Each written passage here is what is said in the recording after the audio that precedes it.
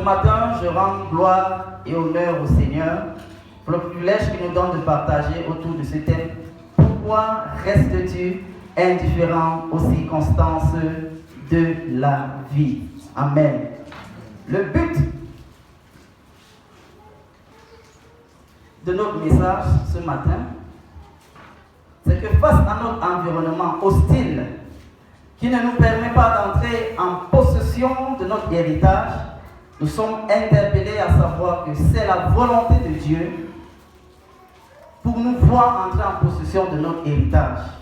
Et pour ce faire, nous devons nous lever et entreprendre des actions. Amen. Nous devons nous lever et entreprendre des actions. Avant de lire le texte de ce matin, je pose d'abord cette vérité en disant que l'indifférence conduit à l'inaction qui produit, je voulais dire, l'indifférence conduit à l'indécision qui produit l'inaction. Yes, sir. L'indifférence conduit à l'indécision qui produit l'inaction. Alors, la suite de notre message confirmera ce que nous avons dit plus haut. Je vous prie de pouvoir honorer la parole du Seigneur, la lecture de la parole du Seigneur, en vous tenant sur vos pieds. Nous allons lire Nombre 27, les 11 premiers versets. Les filles de Tchelophat, filles de Héber, fils de Galad, fils de Manassé, des familles de Manassé, fils de Joseph, et dont les noms étaient, même si je mords les noms, il n'y a pas de problème. Malka, Noah, Hogla, Milka, Trixa s'approchaient et se présentaient devant Moïse, devant le sacrificateur Éléazar et devant les princes de toute l'assemblée à l'entrée de la tente d'assignation. Elle dit, notre père est mort dans le désert. Il n'est pas au milieu de l'assemblée de ceux, il n'était pas au milieu de l'assemblée de ceux de Corée qui se sont révoltés contre l'Éternel. Mais il est mort pour son péché. Il n'avait point de fils. Pourquoi le nom de notre père sera-t-il retranché au milieu de sa famille? Parce qu'il n'a point eu de fils. Donne-nous une possession parmi les frères de notre père. Moïse porta leur cause devant l'Éternel, et l'Éternel dit à Moïse, les filles de Tchelophat ont raison. Tu leur donneras en héritage une possession parmi les frères de leur père. C'est à elles que tu feras passer l'héritage de leur père. Tu parleras aux enfants d'Israël et tu leur diras, lorsqu'un homme mourra sans avoir de fils, vous ferez passer son héritage à sa fille. S'il n'a pas de fille, vous donnerez son héritage à ses frères. S'il n'a point de frère, vous donnerez son héritage aux frères de son père. S'il n'a point de frère de son père, vous donnerez son héritage au plus proche parent de sa famille. Et c'est lui qui le possédera. Ça, ce sera pour les enfants d'Israël une loi et un droit comme l'Éternel l'a ordonné à Moïse, parole du Seigneur. Amen. Vous pouvez vous rasseoir dans la présence du Seigneur. Alors, il est question ici des filles de Tchelophat, les 5 filles de Tchelophat, et ceci concerne l'héritage de leur papa. Le papa étant décédé, dans la loi juive, elles n'ont pas droit à hériter des terres de leur père, parce qu'elles sont des filles. Et c'est uniquement les fils qui pouvaient être héritiers. Il est décédé dans le Jourdain. Elles attendaient et elles ont réclamé leur possession parmi les frères de leur père. Elles comptaient sur quoi? Si je donne ce sur quoi elles comptaient, c'est que je vais descendre. Donc nous allons discuter pas à pas. Alléluia. Amen. Le message de ce matin ne sera pas long parce qu'il y a un grand événement qui nous attend. Donc juste 30 minutes et je crois que Dieu va nous faire du bien. Amen. L'attitude de ces filles qui étaient dans une société hostile, qui était dans une société qui ne valorisait pas le droit de la femme, qui était dans une société où la femme ne pouvait pas hériter. C'est dans l'attitude là que nous voulons comprendre le thème de ce matin. que pourquoi restes-tu indifférent aux circonstances de la vie. Je rappelle que ces filles sont de la famille de Manassé. Manassé, c'est la plus petite famille dans les 12 tribus. On l'appelle même la demi-tribu de Manassé. Parce qu'en fait, Manassé était fils de Joseph. Donc il y a Ephraim et Manassé. Il est même le plus petit. On se rappelle de l'histoire de Gédéon qui avait dit au Seigneur que je ne peux pas aller là-bas parce que ma famille. Tchélophate, en famille, dans le clan de Manassé, il ne pouvait pas s'exprimer à haute voix. Pourquoi? Parce qu'il avait deux filles, pas de fils.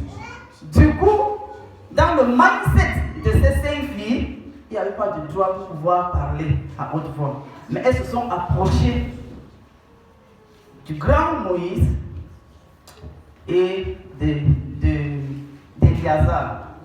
Amen. Donc c'était difficile déjà pour elles, c'est-à-dire dans la société, de pouvoir arriver là-bas parce qu'elles étaient déjà disqualifiées. Mais notons également que les filles de Tchélophate, j'ai dit je mords, ça, il n'y a pas de problème, les morts, donc pas de problème. Elles n'ont pas murmuré, elles ne se sont pas plaintes, elles ne se sont même pas approchées de la mauvaise personne. Contrairement au fils et à la famille de Corée qui s'est plaint, murmuré contre l'autorité de Moïse. Et on dit la terre s'est ouverte, ils se sont tous renfermés. Elles n'ont pas fait ça. Elles n'ont pas fait ça. Certes que pour elles, c'était l'héritage de la terre promise. Mais pour nous, ce n'est pas la terre promise. Pour nous, notre héritage au ciel. On est tous d'accord. Colossiens 3, verset 1. Si donc vous êtes ressuscité avec Christ et recherchez les choses d'en haut, où Christ est assis à la droite du Père. Donc, nous avons également un héritage en Christ, mais nous nous rendons compte que les circonstances de la vie font la guerre entre nous et les promesses que Dieu a faites pour nous. Maintenant, comment nous allons nous comporter? Est-ce qu'on va se complaire? Parce que j'ai trouvé la définition de l'indifférence qui dit c'est l'état d'une personne qui n'a aucun intérêt pour ce qui l'entoure, pour ce qui se passe dans sa vie. Il est indifférent. Quelqu'un peut me dire, mais révérend, n'est-ce pas, la Bible a dit, reste tranquille, garde silence, le Seigneur combattra pour toi. Mais je peux aussi te répondre que c'est après la prière que Dieu leur a dit ça.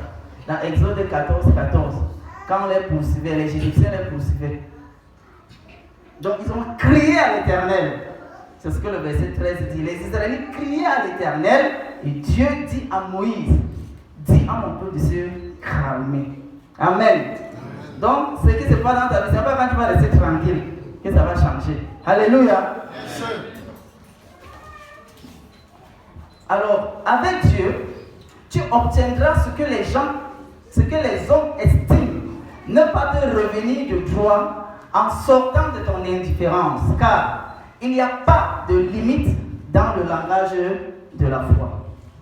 Je reprends. Avec Dieu, tu obtiendras ce que les hommes estiment ne pas te revenir de droit en sortant de ton indifférence, car il n'y a pas de limite dans le langage de la foi. C'est ce que les filles ont fait. Comment les filles là, pouvaient s'approcher du grand Moïse pour réclamer un truc qu'avant elles, ça n'existait pas. La femme qui avait la perte de sang, avant elle, ça n'a jamais existé que quelqu'un est allé toucher Jésus pour recevoir sa guérison. Jésus touchait toujours, il l'imposait toujours. Avant elle, personne n'est allé crier son miracle. Pourquoi? Elle a refusé de rester indifférente. Comment se fait-il que la loi juive dit, quand une femme saigne, elle est impure tout le temps de son saignement, et que tout ce qu'elle devait toucher devait être impur. Mais elle touche Jésus, mais Jésus n'est pas impur, mais c'est elle qui devient impure. Pourquoi? Non, dis donc. Elle a dit la loi, c'est la loi. Mais je sais en qui j'ai cru. Amen. Hein? Amen. Ce que je suis venu faire aujourd'hui le matin, c'est de te sortir du fait de rester indifférent dans les situations.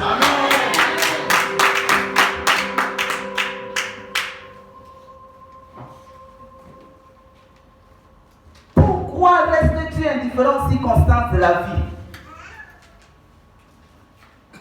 Elle pouvait se dire que nous n'avons même pas le droit de citer dans la société. En fait, elle n'avait même pas, elle n'avait pas. C'est les Juifs, vous voyez, quand on parle des miracles, on dit 5000 hommes. Jésus a mené 5000 hommes. C'est tout comme ça. Donc, c'est les nouvelles traditions qui veulent mélanger comme 5000 hommes et femmes. Ah, je vous fixe ça pour dire qu'elle ne méritait pas de s'approcher de Moïse pour pouvoir dire ce qu'elles sont en train de dire. Ça n'existe pas. Mais elles ont décidé de sortir de leur indifférence. Elles ont décidé de ne pas rester indifférentes. Alléluia. Amen. Tu trouves une solution dans mes moments difficiles, même quand tout le monde pense que c'est fini. Tu trouves une solution. Je suis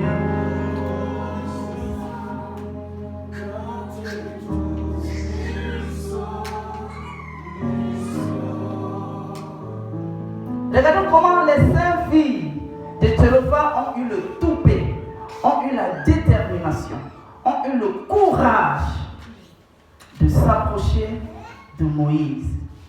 Puisque la demande de foi n'a point de limite, pourquoi donc te plais-tu dans certaines situations, mon frère et ma soeur? Dans la demande de la foi, il n'y a point de limite. Si elles se sont approchées de Moïse et obtenu gain de cause, c'est parce qu'elles s'attendaient à la fidélité, à la bonté de Dieu. Amen. Elles savaient que Dieu était un Dieu bon pour tout le monde. Amen. Et qu'il faut sortir de son carquois d'aisance pour pouvoir poser les actes et les pas de foi. Amen. Afin de pouvoir recevoir sa chose. Amen. Si la femme qui avait la perte de sang demandait le conseil au sacrificateur, au scribe, est-ce que je peux avoir la permission de sortir juste pour toucher le pain de Jésus? Vous connaissez tous leur réponse. Et ça devait être légitime selon la loi. Elles n'ont pas géré cela. Elle a refusé de rester indifférente. 12 ans de saignement de sang. Après avoir tout perdu, elle pouvait dire que bon, j'ai déjà tout fait. Et c'est vrai, elle avait vraiment tout fait. Donc, tu peux être en train de m'écouter. Tu peux aussi dire que j'ai déjà tout fait. Je te dis, oh, que tu as déjà tout fait, c'est vrai. Mais ce matin, si tu décides de ne pas rester indifférent, à l'exemple de ces 5 filles, ton miracle va finir. Amen. Je ne suis pas là pour flatter les oreilles, mais je suis là pour relâcher la vraie parole. Amen.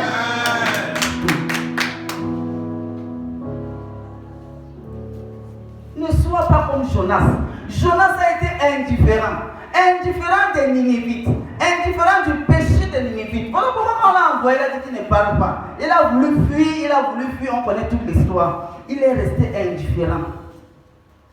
Mais nous ne voulons pas et nous ne devons pas rester indifférents face aux circonstances de la vie. Ça peut être, n'est pas pour toi. Ça peut être pour ta famille. Ça peut être pour ton quartier. Ça peut être pour ton village. Ça peut être pour ton travail. Ça peut être pour ton ministère, pour tes enfants. Est-ce que tu comprends un peu? Ce n'est pas forcément pour toi. Parce que dans le cas de Jonas, ce n'était pas pour lui, c'était pour le peuple ninivite. Et comme il était indifférent, on se rappelle de ce que j'ai dit plus haut. Que l'indifférence conduit à l'indécision qui produit l'inaction. Il est resté tranquille, il fallait que Dieu le force. Mais dans le Nouveau Testament, nous découvrons qu'il y a une femme, 12 ans, qui a décidé de sortir de ces choses. Est-ce qu'il faut faire un truc de spécial pour que Dieu te visite? Ou bien est-ce qu'il faut demander la permission des hommes pour que Dieu te visite? Ou bien est-ce qu'il faut prendre la permission des hommes de Dieu pour que Dieu te visite? Je te réponds avec David, non. Il a été loin au milieu de ses frères, sans la permission de ses frères, encore moins l'aval de son père. David a été oint au milieu de ses frères sans la permission de ses frères, encore moins l'aval de son père. Amen. Pourquoi? Je suis allé fouiller. Dis-nous. Quand le lion et l'ours attrapent la brebis, il n'est pas resté indifférent pour dire je protège mon troupeau.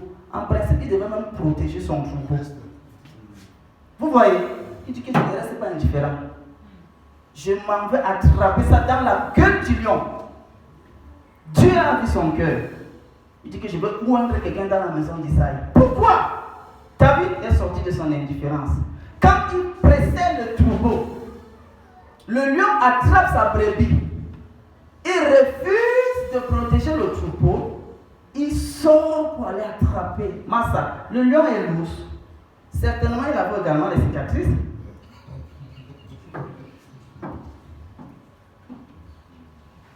Ça dit, quand tu refuses d'être indifférent, la grâce de Dieu va se manifester. Amen. Dans ta vie, dans la situation que tu es en train de traverser.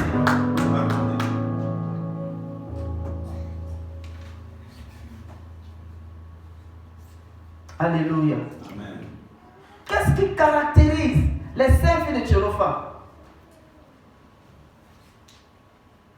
Première chose, notre père ne faisait pas partie du troupeau des partisans de Corée qui se sont ligués contre l'Éternel. Ça, c'est le verset 3.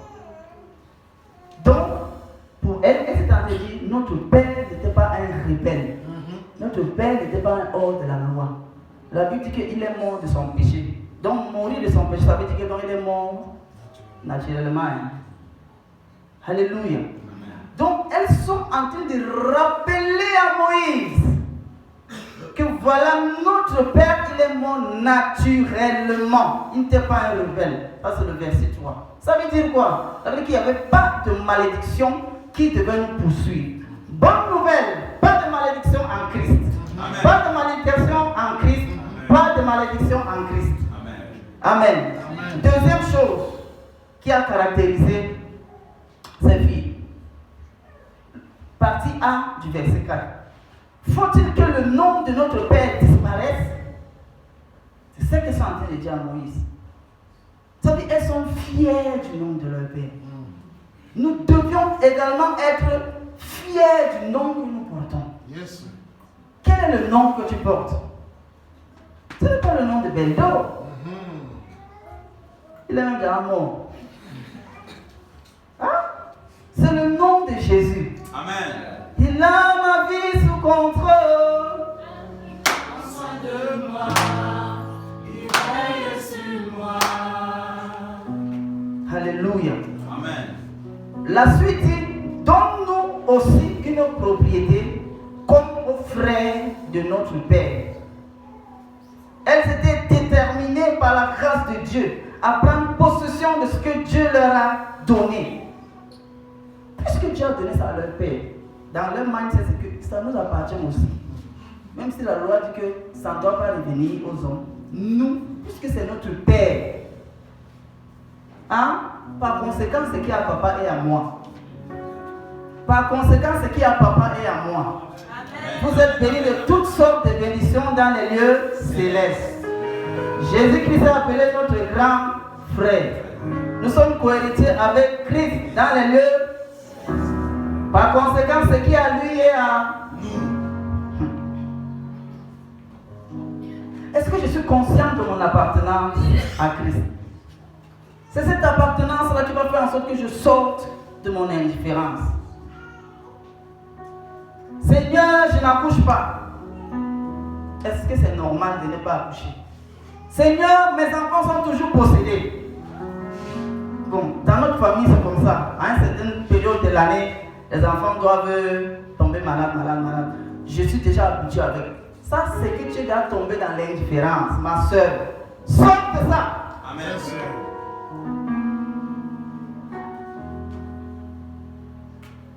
Est-ce que je suis conscient de la puissance du nom de Jésus? Elles ont dit, il ne faudrait pas que le nom de notre Père disparaisse. Nous, Dieu nous a donné un nom au-dessus de tous les noms. Amen.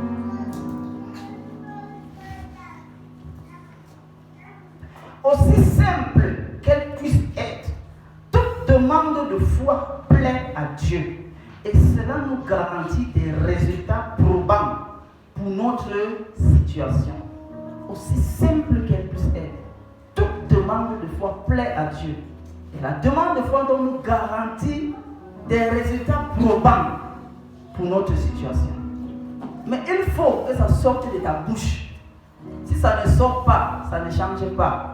Ne dis pas que Dieu est là. Ne dis pas que Dieu voit. Ne dis pas que quand le temps de Dieu va sonner. Ne dis pas ça. Dieu nous a déjà tout donné. Il ne travaille plus comme. Il se repose au ciel. Donc ce n'est pas Dieu qui travaille à ta situation. Alléluia. Ça ne passe pas. C'est dit Dieu ne travaille pas à ta situation. Il a déjà tout fait pour toi. C'est déjà clair. Et en fait, ce que nous vivons, c'est la rediffusion de ce qu'il a déjà vu. Yes, amen. Le problème avec toi, c'est que tu ne parles pas. Malheureusement, tu vas toujours continuer à subir ce que tu subis, puisque tu ne parles pas. Un jour, j'ai dit à quelqu'un, qui t'a dit que si tu n'as pas l'argent, tu ne peux pas être heureux? Qui a dit? Qui t'a dit que si tu n'as pas l'argent, tu ne peux pas être heureux? Je peux aussi dire à quelqu'un, qui t'a dit que si tu n'es pas marié, tu ne peux pas être heureuse? Qui a dit?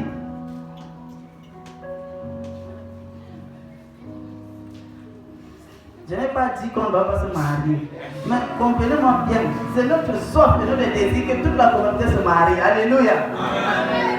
Mais je dis que si tu n'as pas quelque chose, qui t'a dit que c'est ça qui conditionne ton bonheur? Tu es en train d'insulter Dieu indirectement. Le psalmiste a dit la joie de l'Éternel est ma force. Toi tu dis parce que tu n'as pas, tu n'es pas en joie. Alors quelqu'un avait dit si c'est comme ça, dans le jardin d'Éden, Dieu devait nous laisser la banque. Il devait nous laisser la banque dans le jardin d'Éden, il devait nous laisser ça. Si c'était ça qui faisait notre bonheur, il devait nous donner la banque. La banque, l'argent, il devait laisser l'argent dans le jardin d'Éden. Si c'était ça qui faisait notre bonheur.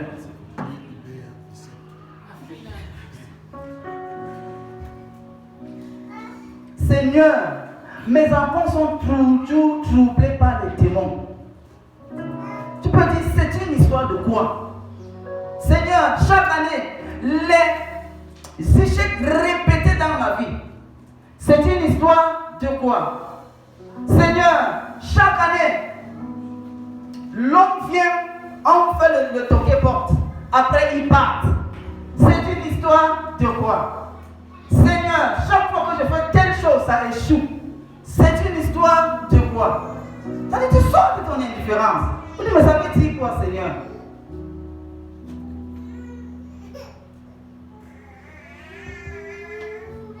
Est-ce que nous savons que nous avons de la valeur aux yeux de Dieu? Amen. Certainement, les filles de Tchélofa savaient que Dieu est bon pour tout le monde et que Dieu ne peut pas permettre que nous puissions rester comme ça sans héritage. C'est vrai, la loi dit ça. Mais connaissant le Dieu d'Israël, connaissant le Dieu qui a arraché Israël de la main des Égyptiens, connaissant le Dieu qui, malgré les dévoyants du peuple d'Israël, a toujours été avec Israël, Moïse, Éliazar, donnez-nous notre part. Je vais lire Nombre, chapitre 21, les 3 premiers versets. Le roi Arad, cananéen qui habitait le Midi, apprit qu'Israël venait par le chemin d'Atarim. Il combattit Israël, il amena des prisonniers. Verset 2. Alors Israël fit un vœu à l'Éternel et dit: si tu livres ce peuple entre mes mains, je dévouerai ces villes par interdit. L'Éternel entendit la voix d'Israël et les livra. Les Cananéens, on les dévoua par interdit contre eux. Dans cette histoire, Aaron venait de décéder. On a fait 1 mois de deuil. Et le roi d'Arad attaque les Israélites. Ils sont abattus. On apporte, on amène les captifs là-bas chez lui. Il pouvait aussi être indifférent ici, là. Si c'était toi ou moi, peut-être on devait être indifférent que bon, notre grand sacrificateur est mort. Aaron. On vient de pleurer 1 mois de deuil. Deuil national. 1 mois. Maintenant, on vient, on nous fait la guerre, on nous amène captifs. En principe, il devait dire, bon, ça va. Il pouvait aussi penser que, bon, ce sont les fils d'Aaron qui sont devenus prêtres à sa place, les Éléazar. Bon, eux vont nous apprendre toujours quoi. Parce que nous, on a vu comment Dieu a marché avec Aaron. C'est-à-dire, il pouvait aussi penser des choses comme ça. Comme Aaron est mort. Comme vraiment, c'est pas parce que c'est la parole qui prêche. Je viens seulement au culte, j'écoute sans comprendre. Hein? Oui. Je viens seulement, quand c'est lui qui va prêcher, je sais que je serai béni. Bon, quand ce n'est pas lui, je viens seulement, j'écoute. Bon, vraiment, je rate. Les gars pouvaient aussi parler comme ça. Même au temps de Jésus, c'est donc on parlait comme ça. Quand Jésus faisait toujours des miracles. Donc on commençait un peu à mépriser les disciples. Surtout quand un jour ils ont échoué pour chasser les démons. Mais après Jésus est mort. Quand Pierre commençait à marcher son ombre, on a commencé à guérir les malades. Ça ne s'adresse pas à tout le monde. Le message est passé. Alléluia. Donc, que faire pour sortir de l'indifférence? Nous sommes en train de chuter parce qu'il y a la fête tout à l'heure. Que faire pour sortir de l'indifférence? Premièrement, il faut découvrir les paroles de Dieu par rapport à la situation que tu traverses. Tu dois découvrir la parole de Dieu par rapport à la situation que tu traverses. Si tu sais que ton bonheur vient de l'Éternel, si tu sais que ta réussite vient de Dieu, si tu sais que ton épanouissement vient de Dieu, la manière de te comporter avec ce que tu as, avec ce que tu n'as pas, va changer.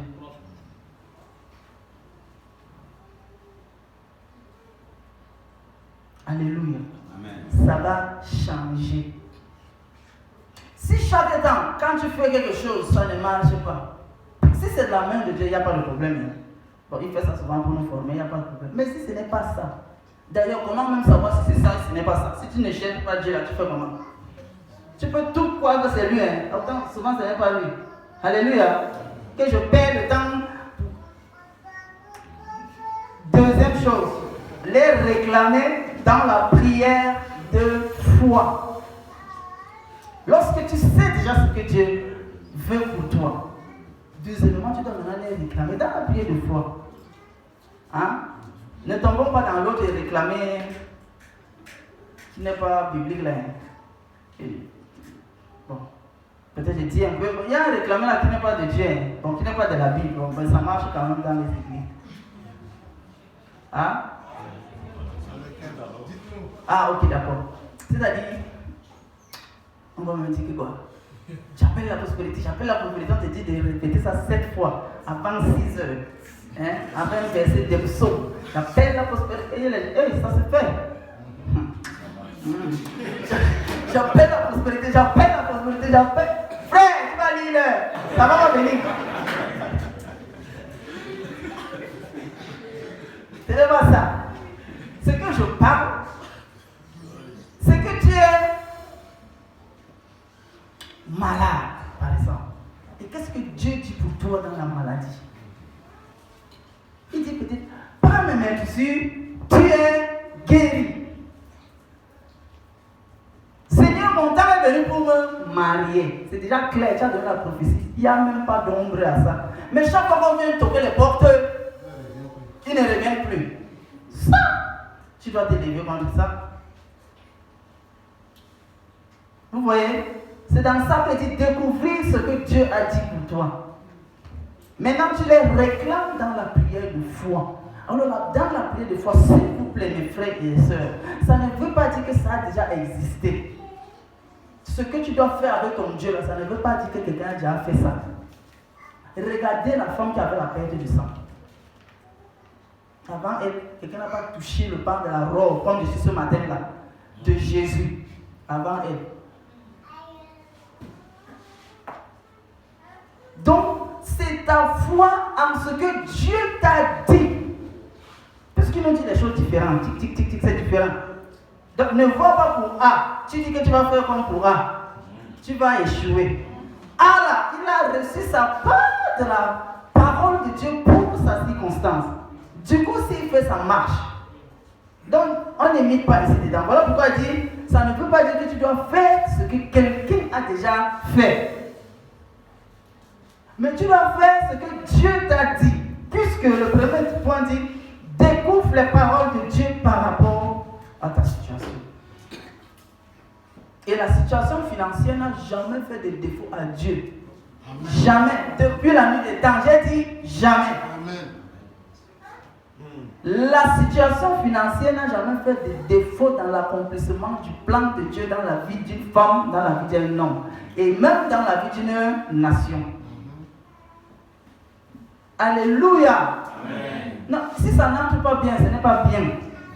Là, le manque d'argent n'a jamais empêché Dieu de faire ce qu'il doit faire dans la vie d'un homme. Amen. Troisièmement, pour sortir de l'indifférence, il faut compter pleinement sur le Seigneur et sur sa bonté. Amen. Tu dois compter pleinement sur le Seigneur et sur sa bonté. Dans l'église où j'ai grandi, il y avait une femme avancée en âge, boiteuse des deux côtés, avec les béquilles. Chez nous, il y avait de très belles filles. Hein? Mais vraiment, jusqu'aujourd'hui, les très belles filles là ne sont pas mariées. Mais la sœur dont je te dis là, elle est mariée, elle a les beaux bébés. Amen. Les deux pieds ne fonctionnent pas. Hein? Mais elle a les deux. Elle a les beaux bébés. Et celles qui sont pas là sont toujours là, comme ça. Donc c'est pour dire, non, Dieu dans sa manière d'agir, il ne gère pas le protocole des hommes. Mais quand tu fouilles la vie de cette sœur, elle n'avait jamais abandonné le Seigneur. Une génésiste exemplaire. Voilà, Dieu a donné le mari. Elle a les enfants. L'enfant sort comment? L'enfant, en tout cas, en santé, dotu, beau, tout. Et on a appris la dernière fois qu'il y a une sœur ici qui prie beaucoup des martyrs. À genoux. Et Dieu a donné aussi. Donc c'est pour dire que ça dépend de ce que tu demandes à Dieu. Alléluia. Amen. Alléluia. Est-ce que tu peux dire à ton voisin, sors de ta différence, de ton indifférence. Parce qu'avec Dieu, tout est possible. Est-ce que tu peux te lever? Est-ce que tu peux te lever? Que tu peux te lever? Tu trouves une solution dans mes moments difficiles, même quand tout le monde pense que c'est fini. Tu trouves une solution. Ah ouais. Nous sommes reconnaissants car tu trouves une solution.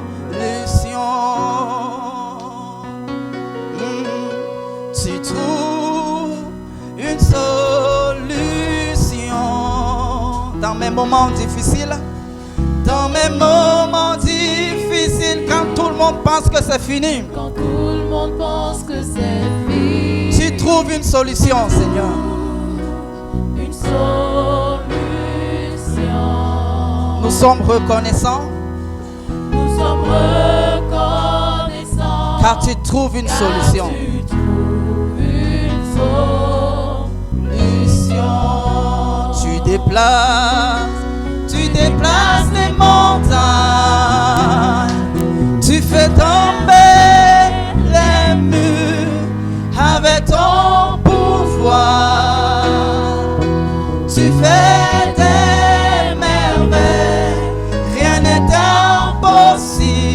celui qui croit en toi. À celui qui croit en toi. Nous sommes reconnaissants car tu sauves une seule.